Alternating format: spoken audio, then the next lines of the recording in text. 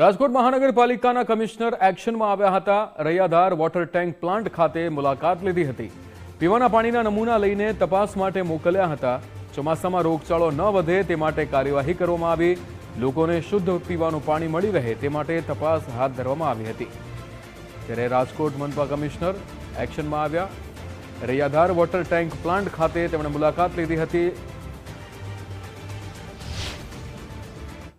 અહીંયાના water treatment plant અમારો જે છે ત્યાં પાણીની અમે ક્વોલિટી પોતે ચેક કરી છે।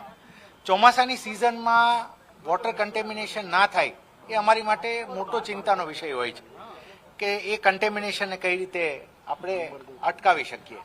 એટલે એક ડ્રાઈવ જેવું પણ કરી રહ્યા છીએ અને તમામ અમારા વોટર ટ્રીટમેન્ટ પ્લાન ઉપર પણ હું પોતે પણ હવે રાઉન્ડ મારી અને અહીંયાથી સેમ્પલિંગ કરી કે અમે જે ટ્રીટમેન્ટ ફિલ્ટર કર્યું છે પ્લાન્ટ ત્યાંથી અમારું જે પાણી સપ્લાય કરીએ છીએ એની ક્વોલિટી શું છે અને જ્યાં જ્યાં સપ્લાય થાય છે ટેલ એન્ડમાં પણ અમે હવે રેન્ડમ ચેકિંગ શરૂ કરી રહ્યા છીએ।